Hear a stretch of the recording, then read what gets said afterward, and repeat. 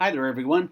This is Mark Plunkett, the pastor of Heritage Presbyterian Church, and this is our weekly devotional for Monday, June the 20th, 2021. On my way to work this morning, which is about a 25-minute drive, I like to listen to podcasts that discuss history. I'm very interested in history and always like to learn more than what I already know. And one of the things that I know something about are the troubles in Northern Ireland, the ongoing conflict between Great Britain and Ireland over this tiny section of the Irish island called Northern Ireland that is still part of the British Empire, but it also contains people that would rather be part of the Republic of Ireland. This has been going on for hundreds and hundreds of years. Back when I was a kid in the 1960s, I remember hearing about it on the news and reading about it in the newspaper, and I even did a special report on it for my social studies class, where I couldn't quite figure out why they were trying to kill each other. I just knew that the Catholics and the Protestants in Northern Ireland were going at it, that bombs were going off, people were getting shot. It was terrible. It was absolutely terrible. And it went on for many, many years. It didn't just start in the 60s, it just got really bad in the 60s.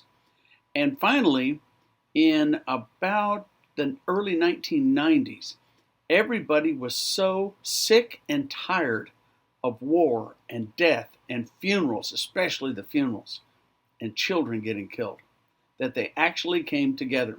There was a United States Senator named George Mitchell, and he got everybody together, and they actually came up with an agreement, and the agreement is still in place. And so they have not had the troubles in Northern Ireland for more than 30 years. Now, with Brexit beginning, with the United Kingdom, Great Britain, separating from the European Union, Ireland wants to be part of the European Union, but Northern Ireland is part of the British Empire, part of the Great Britain. They don't want to do that. They want to be part of Brexit. So what's going to happen between Northern Ireland and Great Britain when all this starts? Nobody's 100% sure. But one of the points that they made in this podcast is that this is not the end.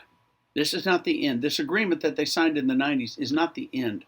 What it did was it set up a method of kind of dealing with how everybody felt, giving everybody a share of the power. This group has to work with this group, and this group has to govern like this. And so they were able to lay down their arms and quit shooting and killing each other, and quit having so many funerals, quit having children die in the streets, and be able to just live in peace. But here's what didn't change, even in 30 years. There are some neighborhoods in some of the towns in Northern Ireland that still have gigantic brick walls right down the middle of the street. And on one side you have the Catholics living, and on the other side you have the Protestants living. But all I know is that hearts and minds have not totally been changed. The only thing that's happened is the shooting and killing has stopped. But it could start up in a heartbeat. I want you to listen to something that the prophet Isaiah has to say about all this. Talking about in the future house of God. He shall judge between nations, and shall arbitrate for many peoples. He shall beat their swords into plowshares, and their spears into pruning hooks. Nation shall not lift up sword against nation, neither shall they learn war anymore. It's going to take the Lord to completely, totally end all the division in Northern Ireland. But even if it happens there, what about on the island of Cyprus, where it's been divided between the Greek half and the Turk half since 1974?